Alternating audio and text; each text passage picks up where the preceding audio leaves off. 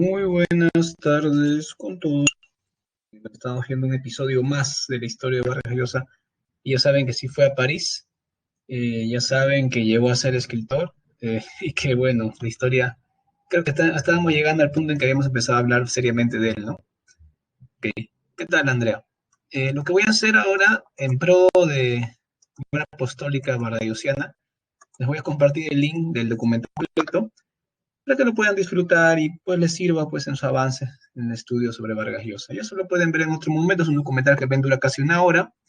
Les recomiendo verlo en un momento que quieran aprender y disfrutar de una manera bastante agradable, casi como ver una película, ¿ya? Así que aprovechen y véanlo, si con alguien que les interese también, a un familiar, alguna amistad, no sé, compártelo, porque es un muy buen documental. Bien, vamos ahora a lo nuestro, que no se aleja tanto de este inicio, pero igual es algo más técnico, ¿ya? Nos toca hoy día hablar la última clase sobre la ciudad de los perros, la última clase del ciclo, sobre los recursos técnicos en la narrativa moderna. Y La ciudad de los perros es una de las novelas que se puede considerar que tiene varios de estos recursos y los utiliza de una manera no tan complicada, los utiliza de una manera bastante fácil de comprender. Más bien otras novelas, como ya he dicho este comentario antes, pero no está de más repetirlo, novelas como La Casa Verde o Conversación en la Catedral tienen mayor complejidad que La Ciudad de los Perros.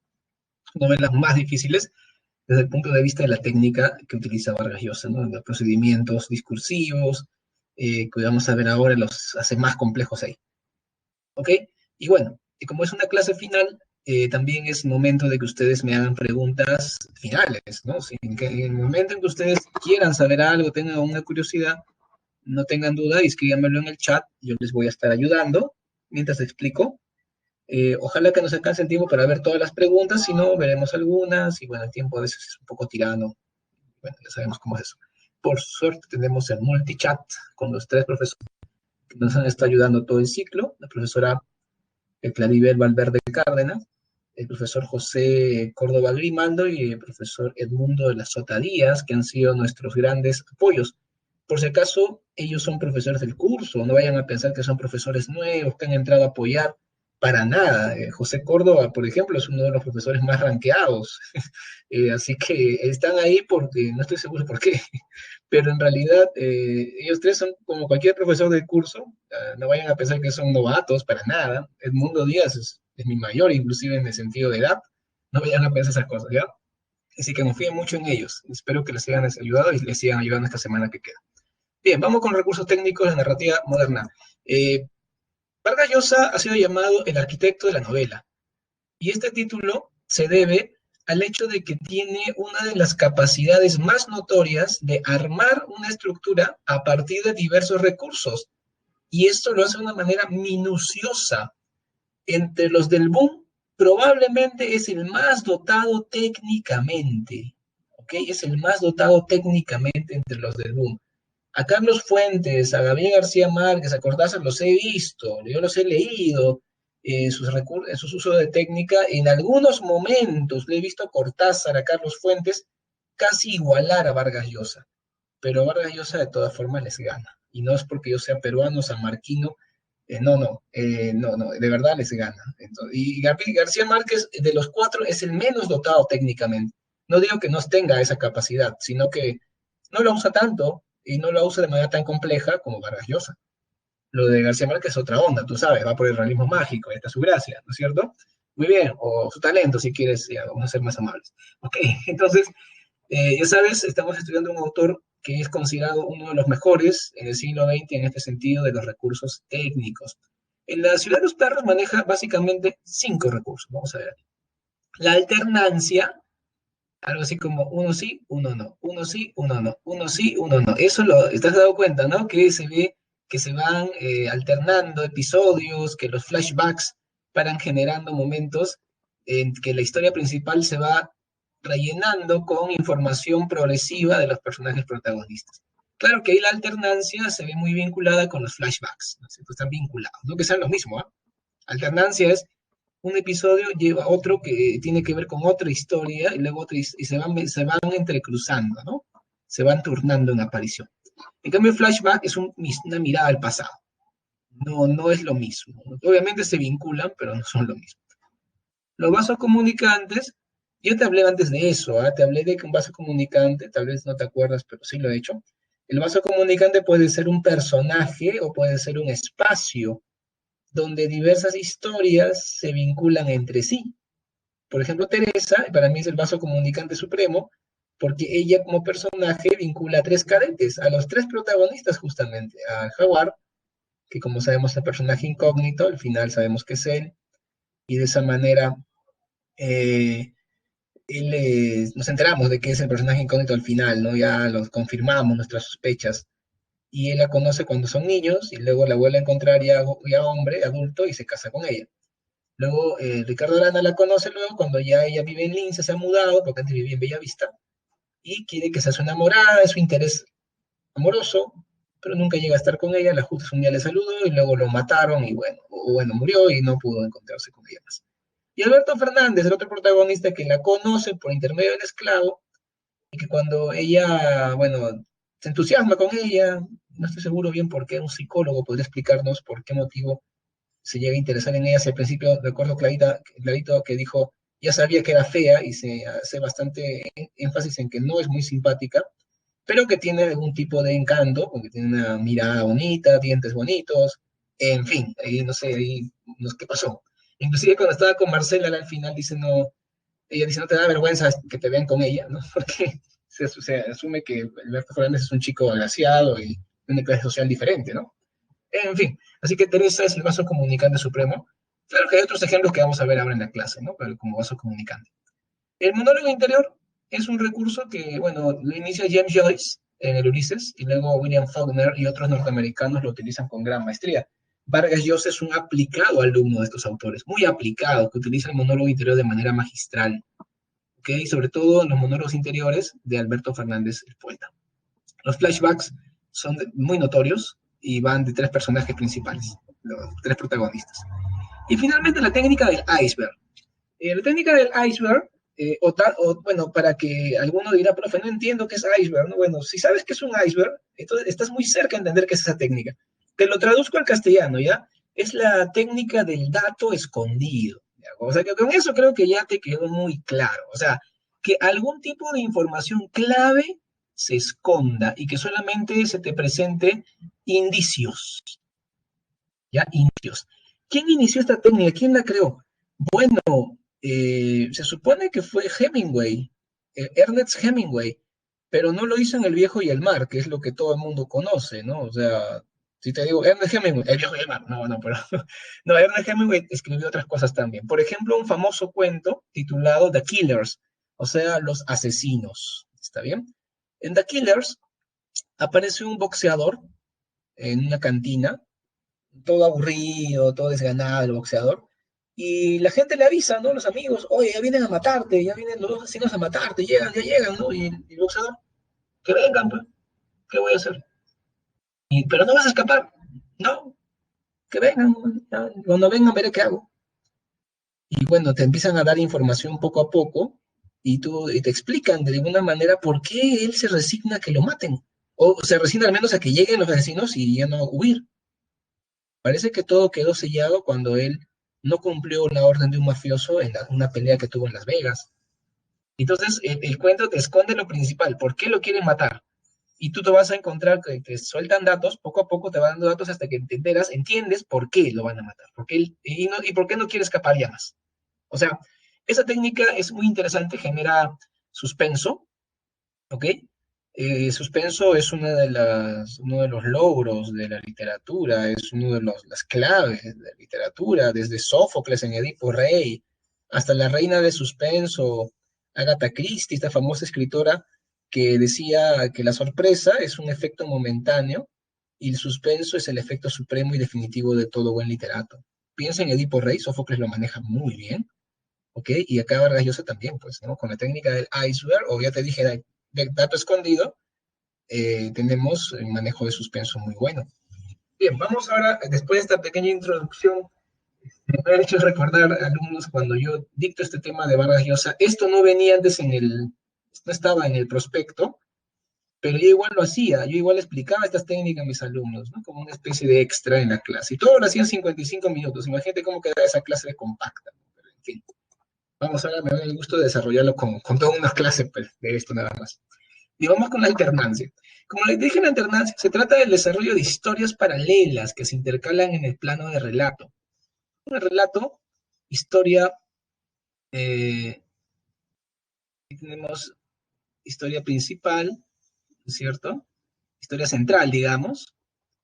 Acá está la historia de Ricardo Arana, historia principal o central, la de Alberto Fernández, la narración del BOA, ¿no? ¿Te das cuenta? Este es el inicio, ¿ah? Porque el inicio es el robo del examen de química, ¿cierto? Luego llega un flashback que nos lleva al pasado. Claro, el pasado en la historia, pero en el relato está una progresión, ¿no? La llegada traumática de Ricardo Arana Lima. Luego sigue el episodio de Alberto Fernández haciendo de imaginaria. Eso lo vimos en la clase pasada, ¿se acuerdan, no? Luego viene la historia de Alberto Fernández cuando es niño, es un flashback, ¿no? Vamos al pasado en la historia, pero en el relato estamos avanzando. Y luego viene la narración del BOA con las perversiones sexuales en el colegio, este tema de la gallina y todo el asunto, ¿no? A ver, un momento, jóvenes. No está cargando mi... Qué raro, yo lo dejé cargando.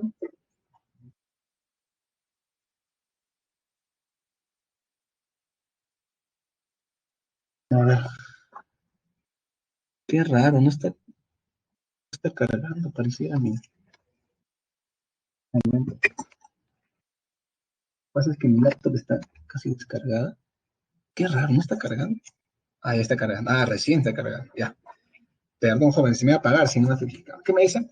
Fernando Canaza me pregunta algo. ¿Qué hace una imaginaria?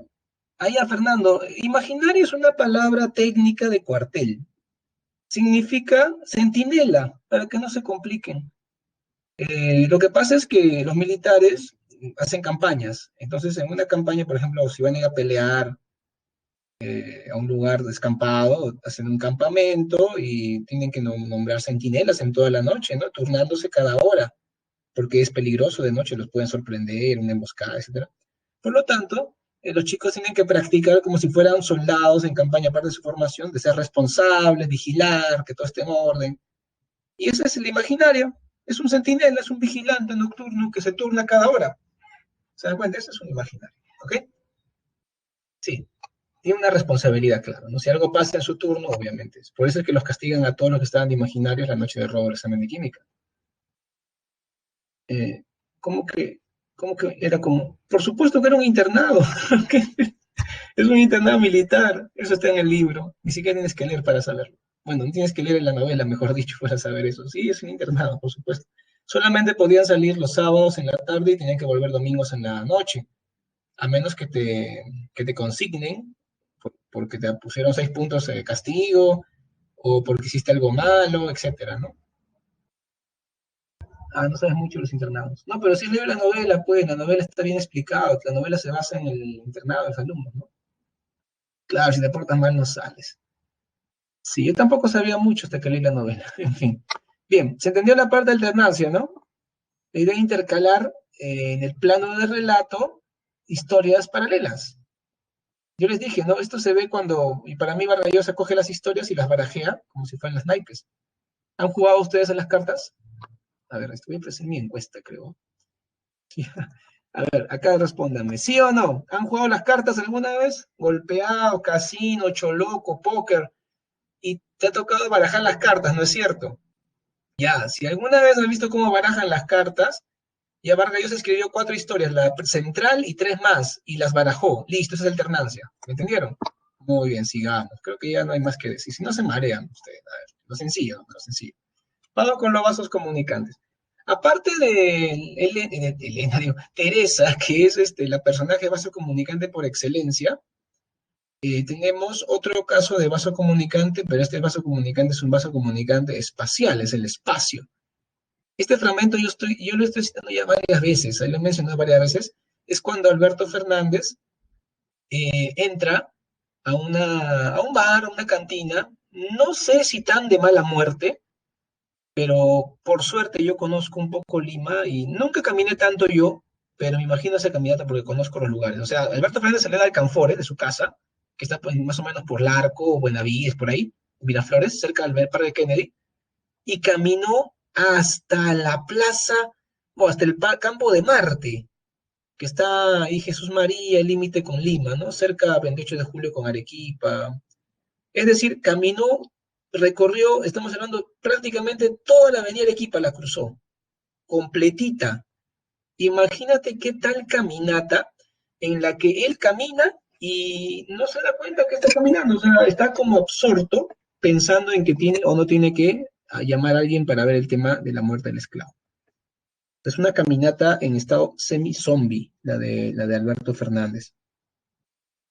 Y bueno, en esa caminata él decide llamar a Gamboa, pero cuando llega, él estaba caminando, salió de su casa a caminar y cuando se da cuenta está frente al campo de Marte.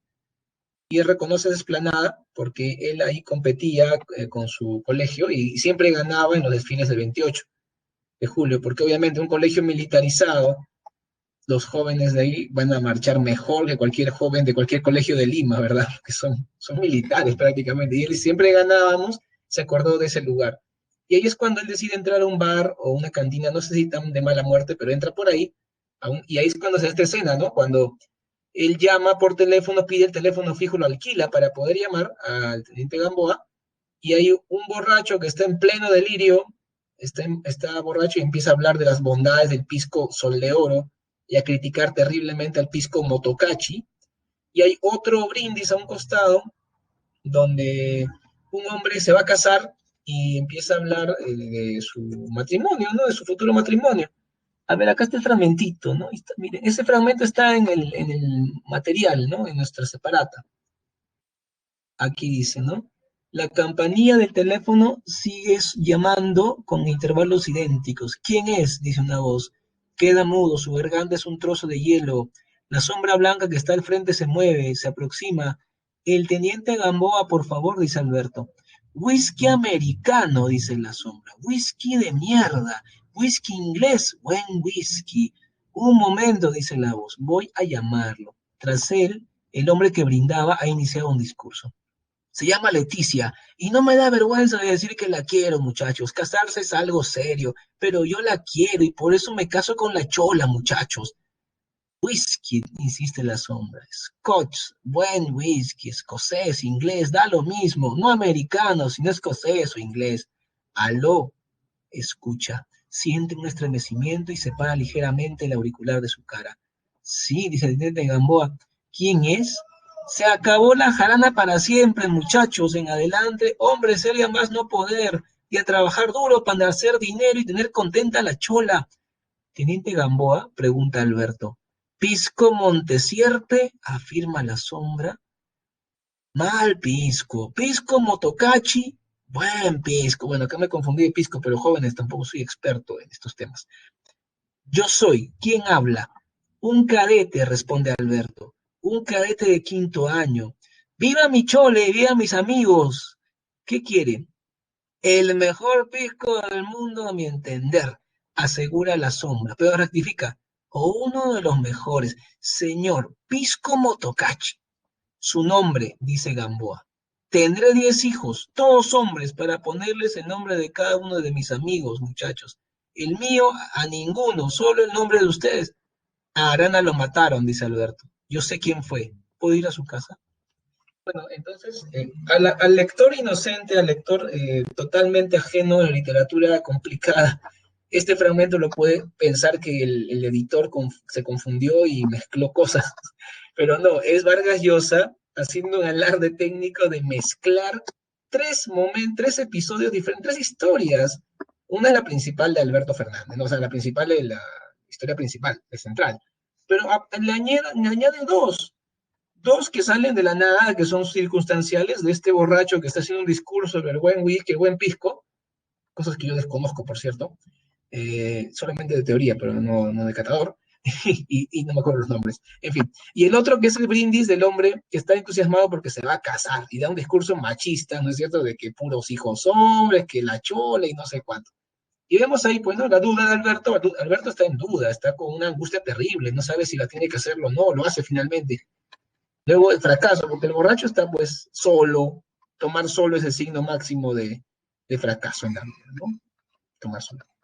Y el otro que está reunido con los amigos está contento porque se va a casar, el entusiasmo del matrimonio, en un contexto machista, en fin. Bueno, ya. Entonces, como puedes ver aquí, se da un vaso comunicante que ese espacio, ese, digamos, ese bar de, no sé si de mala o de buena muerte, pero ahí están las tres historias se juntan en un espacio mismo, ¿no? Esto en los vasos comunicantes también puede ser que algo ocurre en un espacio y luego en ese mismo espacio después ocurre otra cosa, pero en el mismo espacio. También puede haber un vaso comunicante. Inclusive puede haber vasos comunicantes entre diferentes obras. Se hace, ¿no? O sea, que un personaje aparece en varias obras, un espacio aparece en varias obras y se generan vasos comunicantes. ¿Ok?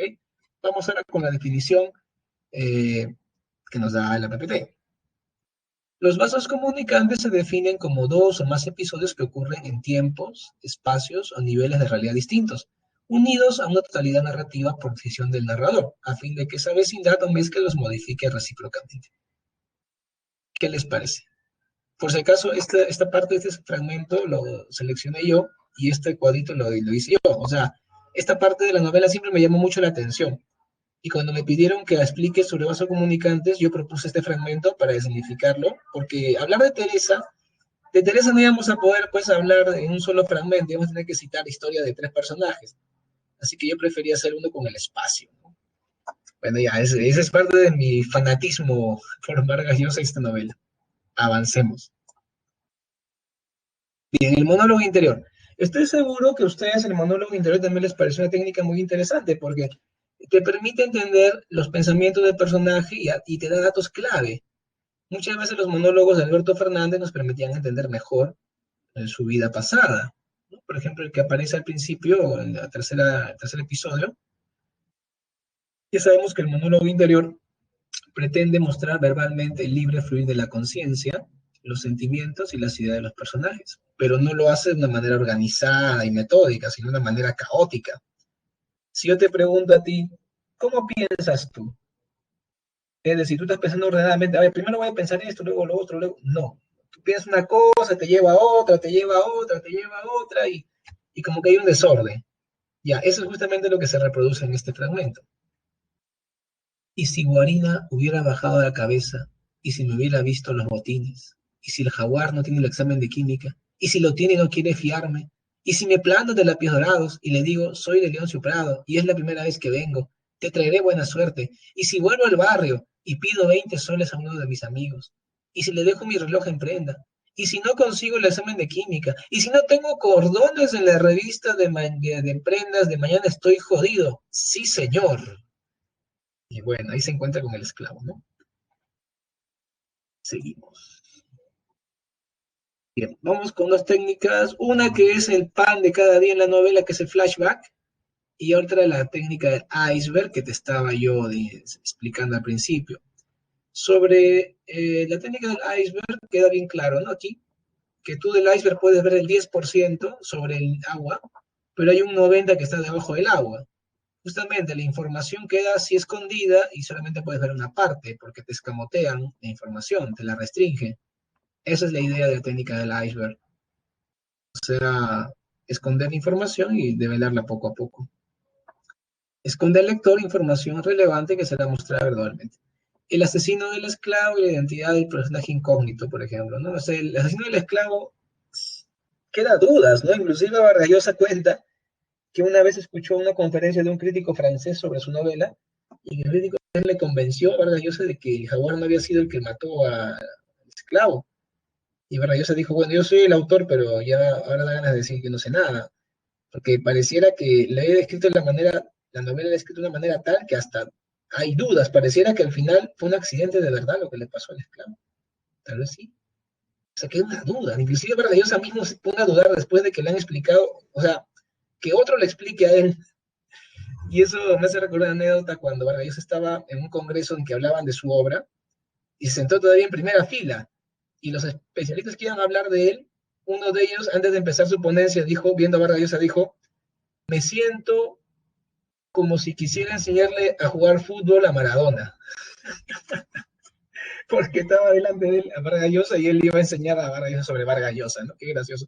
Aunque no es tonto, ¿ah? En realidad sí tiene sentido porque un crítico literario es un lector de la novela y un lector puede hacer interpretaciones que hasta a veces ni siquiera el autor era consciente. Eso sí se ve, ¿ah?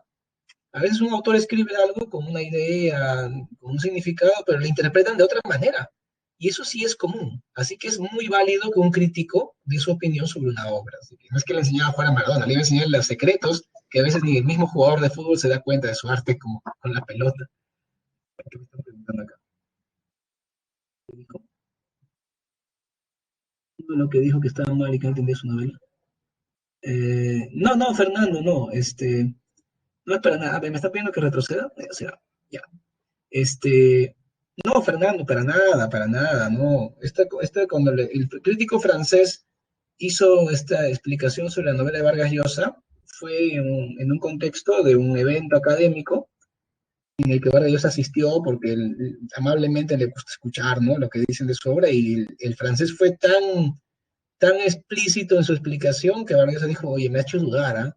Se supone que yo indiqué que era el jaguar, ¿no? Pero creo que ahora estoy en duda. Así, y no es broma, así dijo, y bueno, como que el dato como que queda en duda, porque la lectura de jaguar al final deja una duda de que se molestó con ellos y por eso le hizo el de hielo, por haberlo traicionado, o que él no era, y que le dio el papelito a Gamboa como para sacarse, para que ya no digan que era alguien que ocultaba algo, o sea, de verdad es bien complejo, ¿no?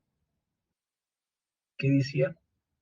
No, Fernando, no, cuando le dijeron que no a Vargas Llosa no hicieron conferencias, ahí simplemente lo choteaban. Después cuando ya la novela se hizo famosa, ya, uff, han salido tesis, libros, cuánta bibliografía, ¿no? Esto se da así, ¿no?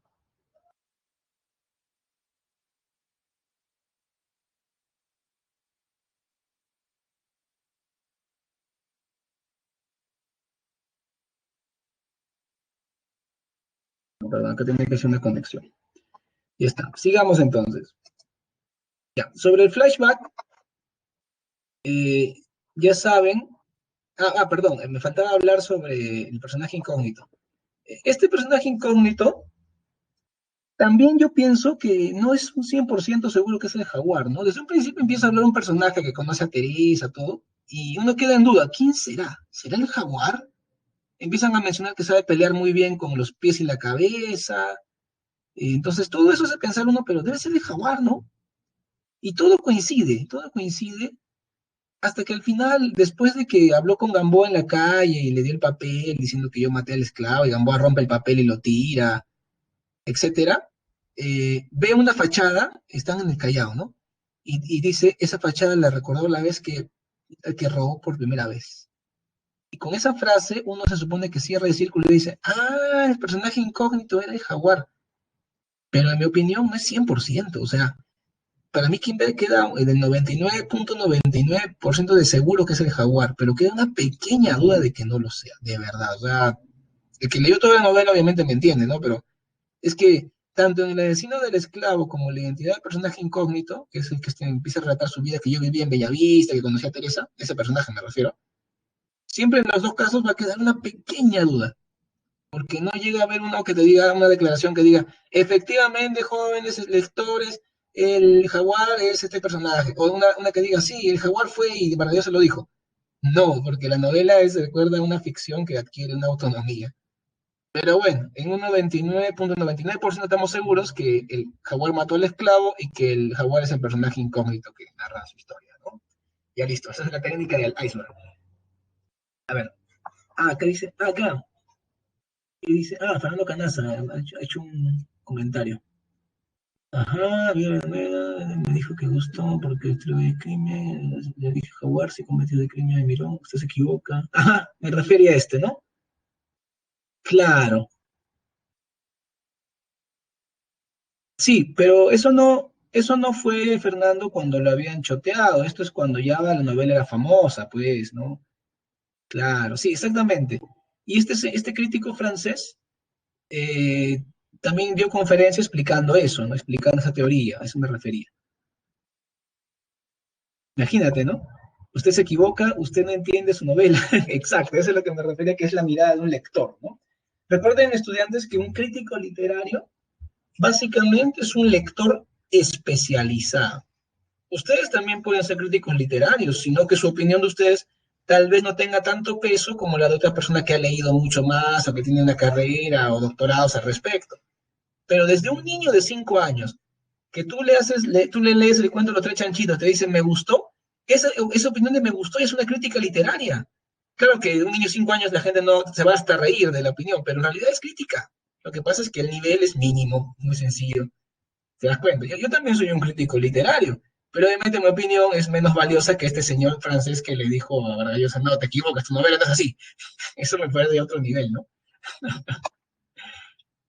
Allá. No, pues Fernando, tienes que leer la novela, no te pases, ¿ah? Eso no está, no tiene que ver con la técnica del iceberg, por si acaso. Tienes que leer la novela, no te pases, ¿no? Tienes que, porque simplemente el jaguar no les hablaba. Y claro, se supone que ellos no le hablan a él, no, él no les hablaba a ellos y la actitud que tenía el jaguar hacía que, en lugar de que pensar que los demás le habían hecho la ley de hielo, él les hacía la ley de hielo a ellos, con su actitud. O sea, imagínate qué tal carácter tiene el jaguar que logra hacer eso. Y bueno, tienes que leerlo, no basta que te lo diga, tienes que leerlo. Es como yo te cuente un cuento de Borges. Los cuentos de Borges uno los cuenta y parecen tontos.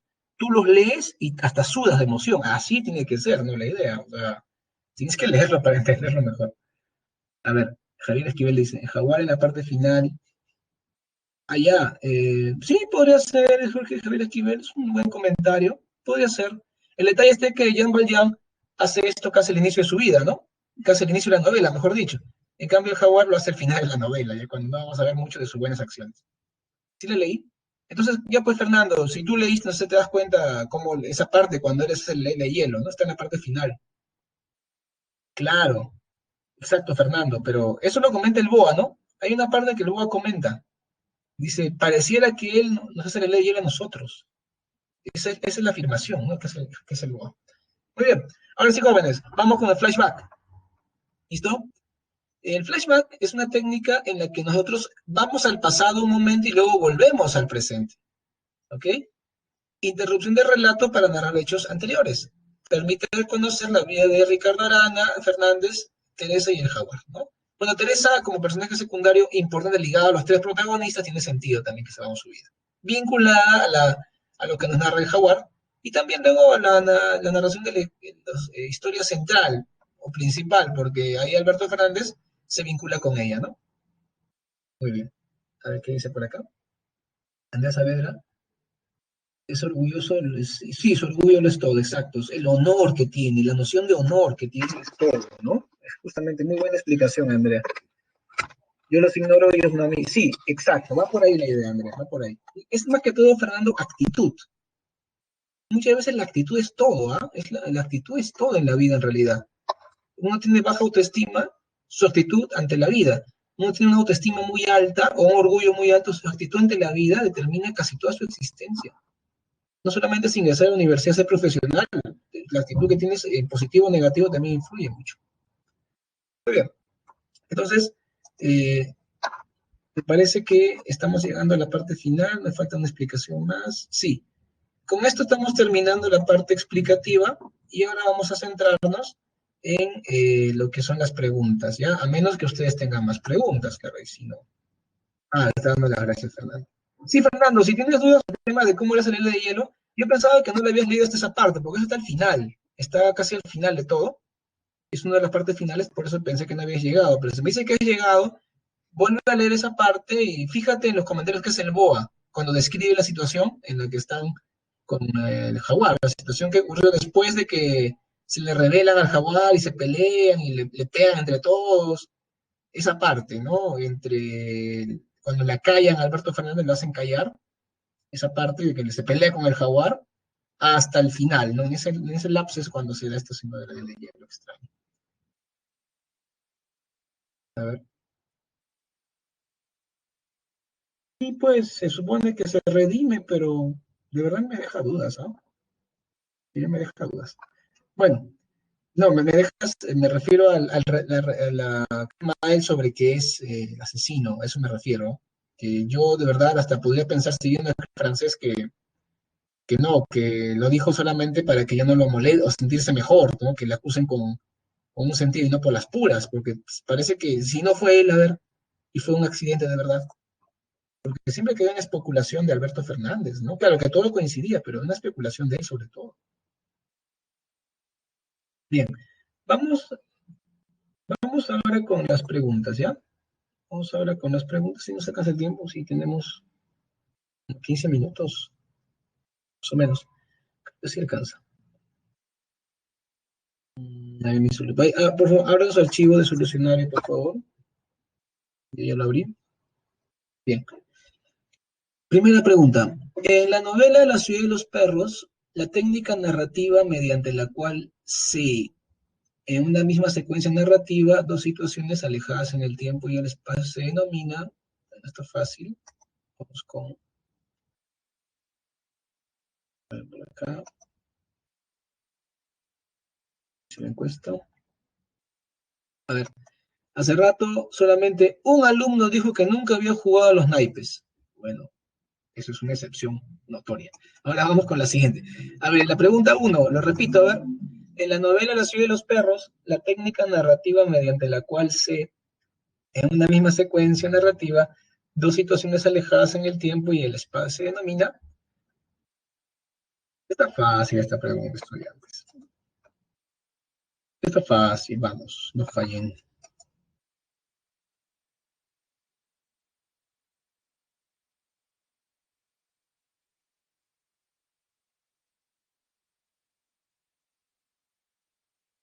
A ver, voten todos, por favor.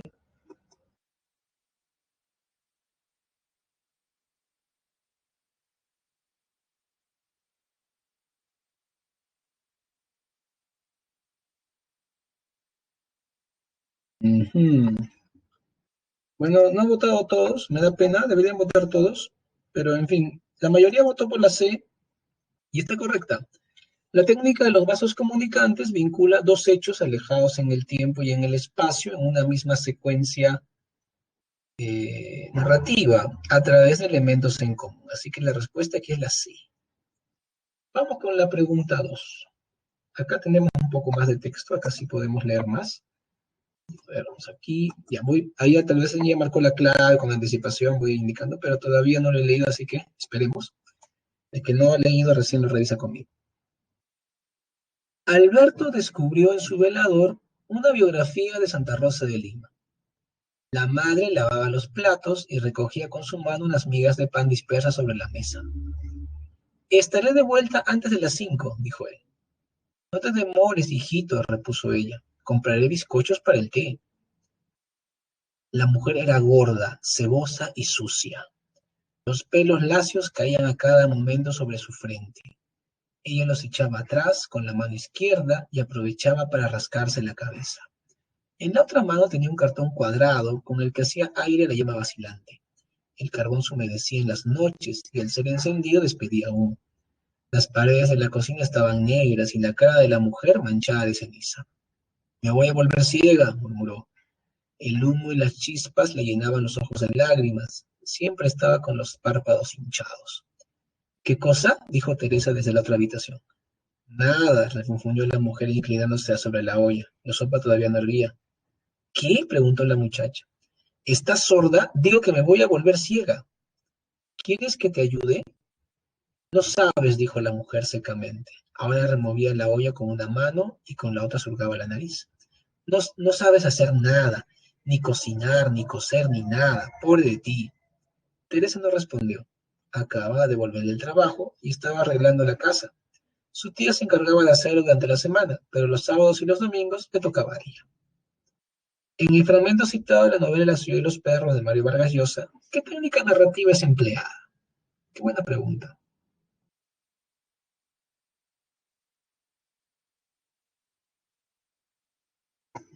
Mm, qué interesante. Esta pregunta está muy buena. Y sí, sí, sí, el que estaba dando la clase y el que leyó la novela La ciudad y los perros entenderá con facilidad. Bueno, mientras veo que la mayoría está participando, me da gusto. Mientras están terminando de participar, les comento que para mí ha sido muy grato poder enseñar esta novela. Así, claro, siempre la he enseñado, ¿no? Porque normalmente ha estado en el prospecto. Estuvo un tiempo conversación en la catedral, pero ha vuelto La Ciudad de los Perros, porque esta novela, como ya les creo que les conté, junto con la Ilíada y la Odisea de Homero, fueron las tres obras que me llevaron a mí a la vocación literaria. No sé si para bien o para mal, pero acá estoy, ¿no? Esas novelas fueron, bueno, la Ilíada lo dice que no son novelas, sino epopeyas, y la novela Han sido los perros. Bien, se ha quedado en 11 participantes. ¿Qué pasa con esos 7 alumnos que no participan? Por favor, tenemos que participar todos. Bien, la mayoría marcó la B, aunque hubo algunos que marcaron la A y un poquito la C y la D, así que estaba dividido. Vamos con la A y la B, que son las principales. A ver.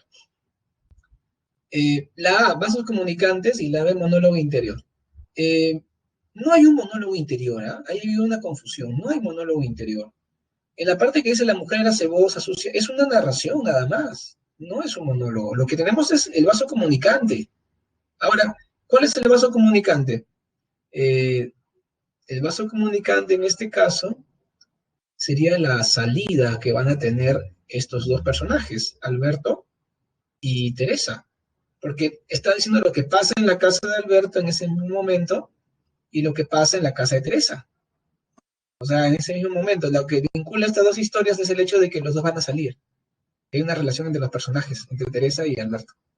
Ambos están en su casa, ambos están conversando con la persona adulta femenina que lo tiene a su cargo. En el caso de Alberto, su mamá, y en el caso de Teresa, es su tía. Recuerden que Teresa tiene, creo que en la historia tiene 17 años y que Alberto tiene 15, o sea, son menores de edad todavía, ¿no? Sí, es vaso comunicante. En el fragmento citado podemos apreciar que se vinculan dos hechos, la salida de Alberto de su casa y el diálogo de Teresa con su tía, distanciados espacialmente, pero que se vincula por la relación que hay entre los dos chicos que van a salir. Muy bien, la pregunta entonces era arbolito. A ver qué me dicen por acá.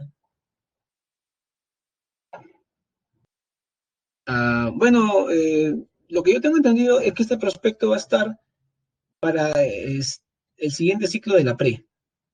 Y la pre San Marcos siempre está preparando al alumno para el examen. Entonces, con eso te respondo que va a estar para el siguiente examen de San Marcos, este mismo prospecto. Más bien, este siguiente examen va a ser en abril, ¿no es cierto? Ya, en abril. Pero el examen del próximo año de septiembre, no te puedo garantizar que sea el mismo en literatura. Tal vez sí, tal vez no. Ahí no puedo decirte, pero para el de marzo sí va a ser este, ¿no? Ahí sí no dudes. Y para el 2021 de marzo sí, pero el de septiembre no te puedo asegurar. Tendremos que ver, ¿ya? Sigamos viendo las preguntas. Vamos con la pregunta número 3. Con respecto al fragmento de la pregunta anterior, ¿cuál es el enunciado que nos introduce en el segundo espacio de la secuencia citada? A ver, seguimos con el fragmento anterior, ¿ah? Seguimos con el fragmento anterior. ¿Listo? A ver, con respecto al fragmento de la pregunta anterior, ¿cuál es el enunciado que nos introduce en el segundo espacio de la secuencia citada? A ver, ustedes me dirán, vamos a ponerlo aquí, ¿cuál es el enunciado de estos que aparecen? A ver, creo que está fácil, ¿eh? Es una pregunta sencilla para el que está tomando atención a la clase, claro. Ajá. Bien, han respondido rápido. Ujú. Vamos ahí. Bueno, sí, siempre están participando 11 alumnos, pero hay otros que no. 12. Bueno, hay uno más que se animó. Ahí está. La gran mayoría marcó la B y es correcto. La mujer era gorda, cebosa y sucia. Ahí empieza la otra parte, ¿no? Muy bien los que marcaron la B. Los felicito. Seguimos. Vamos con la pregunta 4. Este es un episodio del BOA, ¿no? Pero mejor que la gallina y el enano, la del cine. Ese episodio del cine es genial. Quieta, malpapeada, estoy sintiendo tus dientes. Mucho mejor, y eso que estábamos en cuarto. Pero aunque habíamos pasado un año desde que Gamboa mató al Círculo Grande, el jaguar seguía diciendo, un día todos volverán al redil y nosotros cuatro seremos los jefes. Y fue mejor todavía que antes, porque cuando éramos perros, o sea, de tercer año, el círculo era solo la sección. Y esa vez fue como si todo el año estuviera en el círculo. Y nosotros éramos los que en realidad mandábamos, y el jaguar más que nosotros. Y también cuando lo del perro que se quebró el dedo, se vio que la sección estaba con nosotros y nos apoyaba. Súbase a la escalera, perro, decía Rulos. Y rápido que me enojo. ¿Cómo miraba el muchacho? ¿Cómo nos miraba? Mis cadetes, la altura me da vértigos. Qué malvados. En fin, en el fragmento citado de la ciudad de los perros, ¿qué técnica narrativa se ha empleado? A ver, vamos a ir a la pregunta 4. Estamos ahí. A ver, jóvenes, ya, pregunta 4, ¿qué marcamos? ¿Se utiliza el flashback? ¿Se utiliza el vasos comunicantes? ¿El monólogo interior o la técnica del iceberg?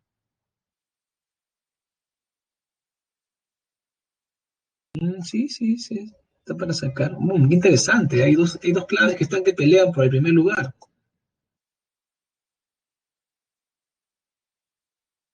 Interesante, muy interesante. En esta disputa que hay de dos claves, me va a valer para explicarles algo a ustedes. Y eso es muy bueno. Esta pregunta está muy buena para explicarles algo. Claro, hay algunos que van a equivocarse, pero se van a equivocar con un provecho porque van a aprender. Y los que lo están haciendo bien, bueno, debe ser porque han comprendido perfectamente o dicen, creo que también la otra, pero mejor me voy por esta. Y ya está, ya van 12, los 12 que están participando, listo, ahí va. Bien, ha ganado la opción A, pero la C quedó fuerte, ¿ah? Y la B no está mal. A ver, la opción es la C, ¿ok? Ahora, hay muchos que marcaron la A. ¿Por qué? A ver, primero, pensaron que era un flashback porque el BOA está narrando algo del pasado. Pero cuidado, está narrando algo del pasado sin que el tiempo se mueva. Es decir, no está diciendo, no está narrando, digamos, haciendo que el espacio sea ese, no está cambiando de posición en la historia, está narrando desde un monólogo interior. Ahora, profe, ¿cómo sabe usted que es un monólogo interior? Allá, lo que pasa es que hay un desorden, un caos. Primero está recordando episodios, luego habla de la malpapeada, que en ese momento es que le muerde, luego dice que habla del círculo, luego habla de un episodio de cuando a un pobre perro lo bautizaron haciéndolo saltar desde muy alto. Y entonces es un monólogo interior. Y mediante ese monólogo él evoca escenas del pasado. Pero no es que estamos yendo al pasado como en la historia de Alberto Fernández, o del incógnito que es el jaguar, o de Ricardo Arana. Porque en ese caso vamos al pasado, no hay un personaje recordando algo, sino que simplemente vemos episodios de la vida de los personajes. Ese sí es un flashback, es diferente. Paso comunicante, claro, podría haber, ¿no? Podría ser paso comunicante, pero predomina el monólogo interior. El monólogo interior es lo que vemos aquí. Es una narración del Buda a partir de un monólogo interior. Es lo más importante. Los vasos comunicantes como que no es tan notorio. El monólogo interior es lo que aparece en todo momento. Es mediante un monólogo que nos narra. ¿Ok? ¿Qué pasó? ¿Me están preguntando algo, creo? Un momento. Así.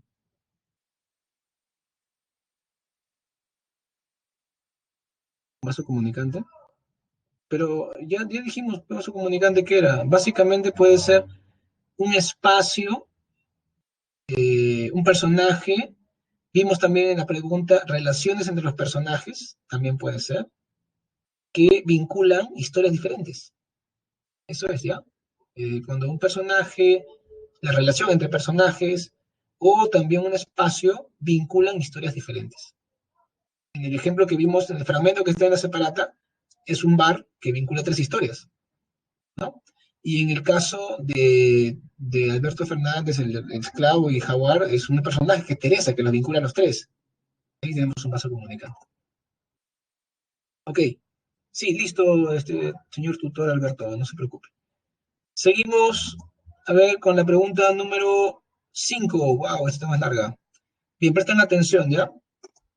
Voy a poner aquí para que vayan votando los que ya hicieron la pregunta antes, los que ya la han resuelto, los que no esperen a que termine de leer. El automóvil avanzaba ahora despacio. Veía vagas casas, luces, árboles y una avenida más larga que la calle principal de Chiclayo. Tardó unos segundos en darse cuenta de que los otros viajeros habían descendido. El chofer canturreaba ya sin entusiasmo. ¿Cómo será?, pensó, y sintió de nuevo una ansiedad feroz, como 3 días antes, cuando su madre, llamándolo aparte para que no lo saliera la tía de Lina, le dijo: tu papá no estaba muerto, era mentira. Acaba de volver de un viaje muy largo y nos espera en Lima. Ya llegamos, dijo su madre. Avenida Salaberry, si no me equivoco, cantó el chofer. Sí, número 38, repuso la madre. Él cerró los ojos y se hizo el dormido. Su madre lo besó. ¿Por qué me besa en la boca?, pensaba Ricardo. Su mano derecha se aferraba al asiento. Al fin el coche se inmovilizó después de muchas vueltas. Mantuvo cerrados los ojos, se encogió junto al cuerpo que lo sostenía. De pronto el cuerpo de su madre se endureció. Beatriz, dijo una voz. Alguien abrió la puerta. Se sintió alzado en peso, depositado en el suelo, sin apoyo. Abrió los ojos. El hombre y su madre se besaban en la boca, abrazados. El chofer había dejado de cantar. La calle estaba vacía y muda. Los miró fijamente. Sus labios medían el tiempo contando números. Luego su madre se separó del hombre, se volvió hacia él y le dijo: es tu papá, Richie, bésalo. Nuevamente lo alzaron dos brazos masculinos y desconocidos. Un rostro adulto se juntaba al suyo. Una voz murmuraba su nombre. Unos labios secos aplastaban su mejilla. Él estaba rígido. Marque la alternativa que completa correctamente el siguiente enunciado respecto, bueno, el siguiente enunciado que ya vimos. Ya, completa el siguiente enunciado respecto al fragmento anterior de La ciudad de los perros. En el fragmento se narra la historia del cadete de 5º año, Ricardo Arana, el esclavo, en el cual apreciamos, a ver, bueno, estamos, ¿qué pregunta es? La 5 recién, bueno, no creo que nos alcance el tiempo ya, pero quiero hacer bien esta pregunta, ¿ya? La 6, 7 y 8 ya en el multichat les piden la explicación a los profes, ¿ya? Ahora no se va a poder, pero bueno, el tiempo ya, pero quiero que quede bien explicada esta pregunta. Por favor, voten todos los que están allí atentos. El fragmento se narra un monólogo interior, el episodio más traumático, el episodio final, un flashback. ¿Qué opinas? Ok, señor tutor, no se preocupe. Listo, entonces yo, bueno, ya me quedo con las votaciones porque no hay tiempo. Y efectivamente, la mayoría marcó bien un flashback. Un flashback muy bien, su llegada a la ciudad de Lima proveniente de Chiclayo, perfecto. En el caso de Vargas Llosa, en la historia real fue de Piura y vino con su papá en el auto, no vino a encontrarse con él acá. Pero en fin, esa parte es la vida del autor, que claro, inspiró al personaje. Bien, vamos con las claves finales. Ahí está, la 6A, la 7B y la 8C. Ya sabes que si tienes dudas sobre las claves, en el multichat te van a ayudar. Ahora yo paso a colocar la encuesta docente. Ahí está la encuesta, no es de una clave, es para mi encuesta mía. Listo. Bien, jóvenes, entonces procedo a cerrar la clase y cerrar el ciclo. Yo estoy seguro que ustedes van a apreciar haber podido leer 2 novelas de literatos peruanos tan importantes como Cielo Alegría y Vargas Llosa, muy al margen de que la hayan podido terminar o no. Siempre van a poder decir con orgullo: yo he leído 2 obras literarias peruanas importantes y un profesor me explicó sobre esas obras, y eso te va a asignar, ¿eh? Para bien, yo creo, para bien, te va a asignar como un estudiante bien preparado y que tiene un caché, ¿no? Porque no todos leen literatura hoy en día, todo el mundo está con el videito de 10 minutos de YouTube o el Netflix que malogra cerebros, por decir cosas amables, ¿ah? Porque YouTube y Netflix también tienen cosas buenas, pero en fin. Y con eso, ¿qué pasó? Sí, muy bien, Ricardo. Pienso parecido a ti. Me despido, jóvenes, porque ya no tengo tiempo y tiene que entrar otro profe. Chau, chau, mucha suerte, estudien bastante. Y ya saben, todo depende de su esfuerzo de ustedes, de nadie más. Chau, chau.